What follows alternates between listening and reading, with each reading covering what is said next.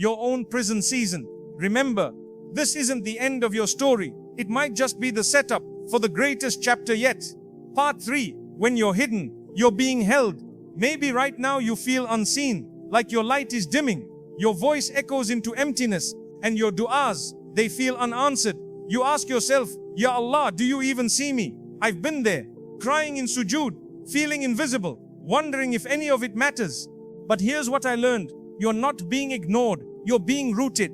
Like a seed buried deep in the soil. It's not dead, it's being prepared to bloom. Before something blossoms, it must break. Before it rises, it must be hidden. Indeed, with hardship comes ease, not after. With even Maryam alayhi salam was hidden, alone, in pain. But in that isolation came a miracle, a child born without a father. Sometimes the hiding is holy, because what Allah is growing inside you is sacred. Part 4. The relationship that broke you, saved you. You thought they were the one. You prayed istikhara, you begged in tahajjud, you felt peace. Then they left, and your soul collapsed. You questioned everything. Did I misread the signs? Was it all in my head? But maybe Allah was never preparing that person for you. He was using them to prepare you. Like the sister who said, I begged Allah to make it work. But when He left, I found my deen again. The heartbreak, it saved her soul. You thought it was rejection, but it was redirection. Allah removed what would have drowned you, not because you weren't worthy, but because He loves you too much to let you settle. You may love a thing, but it is bad for you. Quran 2:116. That door closing, it was your soul being rescued. Part 5. The career that didn't work out was protection. Maybe you studied so hard, applied for job after job, worked nights, sacrificed sleep, still nothing. And you watched others get ahead. You felt stuck, forgotten, frustrated. But what if that job would have pulled you away from Allah? What if the success you wanted would have fed your ego but starved your soul? Allah said, not yet, not there, not that. Not to punish you, but to preserve you. Like the brother who left his high-paying job, only to realize he finally had peace. He finally had time for prayer, for family, for purpose. That rejection was protection. You weren't going backwards, you were going deeper. Part 6. Whispers of dua in the darkness. You made dua late at night when the world was asleep. Your face pressed to the prayer mat, tears soaking into the floor. You begged, you pleaded, you whispered with every ounce of your soul, Ya Allah, please, please make this work. And then came silence, no sign, no shift, nothing changed. And somewhere deep inside, you started to wonder, was I ignored? Did my voice reach the heavens or get lost in the dark? But no, you weren't ignored, you were heard. You were always heard. Because the moment you raised your hands, the moment your heart trembled in longing, the Ar-Rahman listened. He saw, He knew. But your dua, it wasn't denied, it was delayed. Because Allah gives not when you want, but when it's perfect in the most beautiful way, at the most precise time. Indeed, I respond to the call of the supplicant when he calls upon me. Quran 286. But sometimes the response is not now, or something better is coming. And every single no you face in this dunya isn't a rejection, it's a redirection. A yes waiting for you either in this world or waiting in the akhirah in a form you can't even imagine. So don't stop making dua, even when the silence is loud, even when the doors stay shut. Because Allah never leaves a hand raised in His name empty. He either gives you what you asked for, gives you something better, or saves it for a moment when you'll need it most. So whisper again, cry again, hope again. Because with Allah, no dua is ever wasted. Part 7. The divine pattern in your life. Look back, really look. The heartbreak, it brought you closer to Allah. The delay made space for something deeper.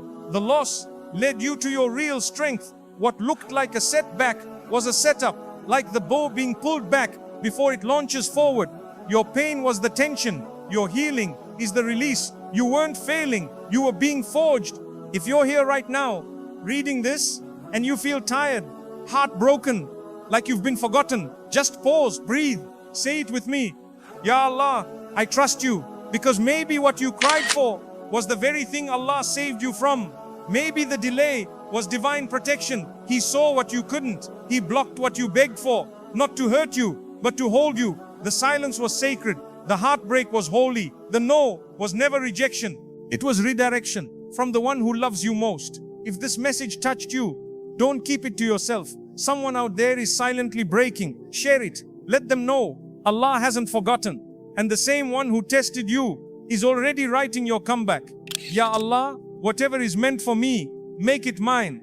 And whatever is not, remove it gently. Before I fall in love with it. Trust Him. He never disappoints. Have you ever looked at your life and whispered, why did this happen to me? Why did that door close? Why did that person walk away? Why did the thing you begged Allah for never come? You thought it was rejection. You thought it was a failure. You thought it was a punishment. But can I ask you something?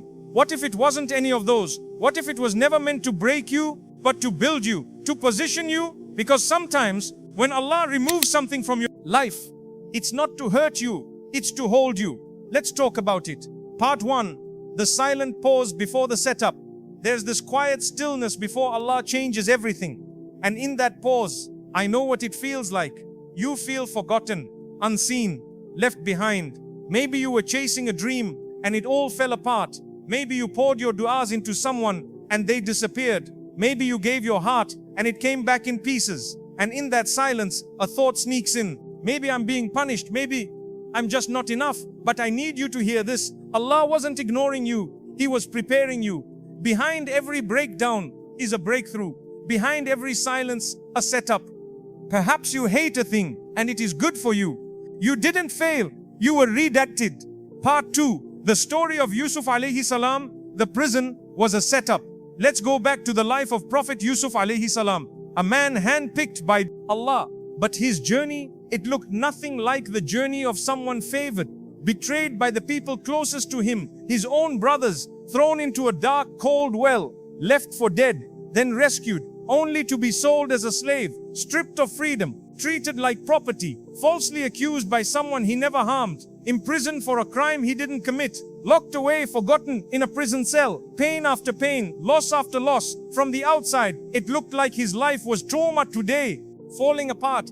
But in reality, it was falling into place. Because every single one of those setbacks was never random, it was a setup. From the well, he learned resilience. From slavery, he developed humility. From prison, he discovered his purpose. That prison wasn't a punishment, it was the path, the key that unlocked the palace doors. The very prison that could have broken him became the place where Allah raised him. It was there that he interpreted dreams. It was there that his gift was revealed. It was there that Allah prepared him for something greater. Because the thing that looked like rejection was actually protection. And the delay, it wasn't a denial, it was divine design. Sometimes Allah breaks your plans so He can build His. And Yusuf alayhi salam, he didn't just survive the prison, he rose from it, stronger, wiser, ready to lead. So the next time your life feels like it's spiraling, when you're in